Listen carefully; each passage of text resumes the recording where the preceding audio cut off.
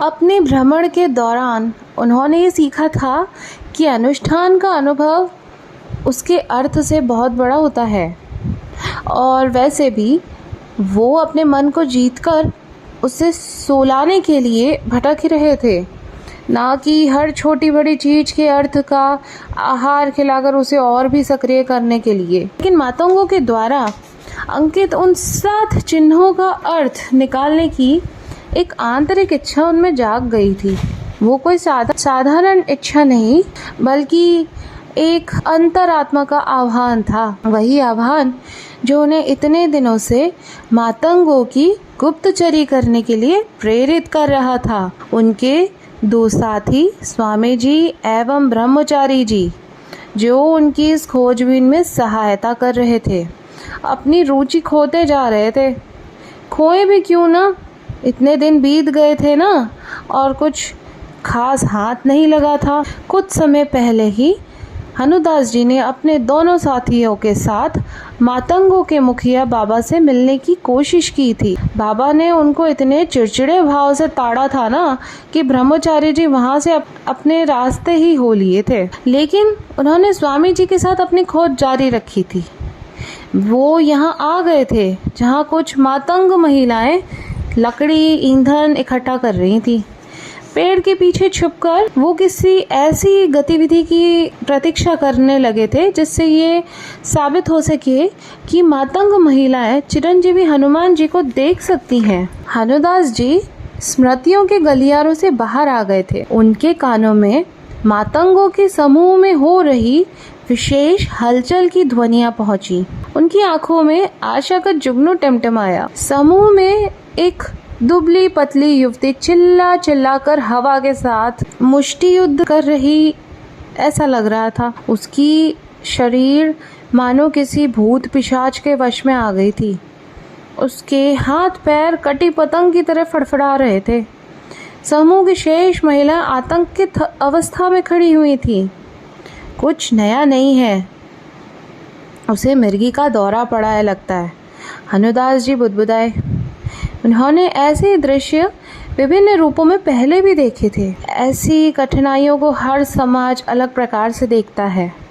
कोई इसे काला जादू कहता है, कोई इसे भूत पिशाचों का आक्रमण कहता है, कोई इसमें दुष्ट शक्तियों का हाथ देखता है, कोई देवीय शक्तियों का आशीर्वाद कहता है।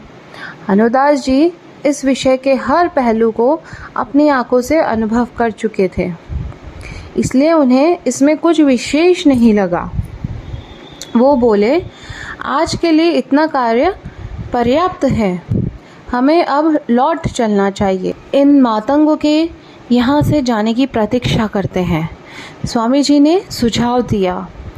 वो पेड़ के तने के सहारे पीठ टिकाकर चैन से बैठे थे और एक लाल चींटी की गतिविधियों का रुचि से अध्ययन कर रहे थे। दौरे क्षीण होने के बाद वो मातंग युवती एक पेड़ के नीचे लेट गई। समूह की बाकी महिलाएं पहले की तरह इधर उधर लकड़ी चुनने का कार्य में व्यस्त हो गईं। एक क्षण के लिए हनुदास जी को शून्यता का वो आभास हुआ जो उन्हें अपने पुत्र के अंतिम संस्कार के दिन हुआ था। उस क्षण में उन्हें सुप्त अवस्था में जान पड़ रही उस युवती के समीप 3 प्रकाशमय आकृतियां दिखाई दी। वे आकृतियां ठोस नहीं थी, बल्कि अपने स्थान पर स्पंदन करती हुई दिखाई दे रही थी। ये सब देखकर उन्हें आश्चर्य का एक झटका सा लगा और वे तीनों आकृतियां दिखाई देना बंद हो गईं। उनके मन ने तर्क दिया कि वो आकृतियां प्रकाश द्वारा ही कृत एक ब्रह्म मात्र थी। कुछ देर के बाद वो युवती उठकर बैठ गई और उसके बाद सीधे सामने की ओर लुढ़क गई।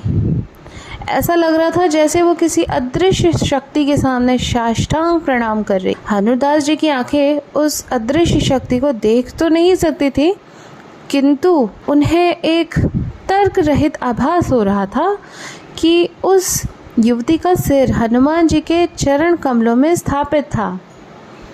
उन्होंने स्वामी जी को, जो लाल चींटी को साधन बनाकर ध्यान अवस्था में चले गए थे, उनको हिलाया और उनका ध्यान इस नए घटनाक्रम की ओर खींचा। कुछ देर के बाद वो युवती खड़ी हो गई। उसके हाथ प्रणाम की अवस्था में जुड़े थे। वो उस अवस्था में बहुत देर तक रही। उस दौरान उसके होंठ ऐसे हिल रहे थे जैसे वो किसी से बतिया रही है। बड़े आश्चर्य की बात थी ये कि उसके होठों में गति और उसके मुख पर हाव भाव केवल हनुदास जी को दिखाई दे रहे थे। स्वामी जी को तो लग रहा था कि वो युवती शांत और उष्टबद्ध अवस्था में खड़ी है, जैसे प्रार्थना कर रही हो।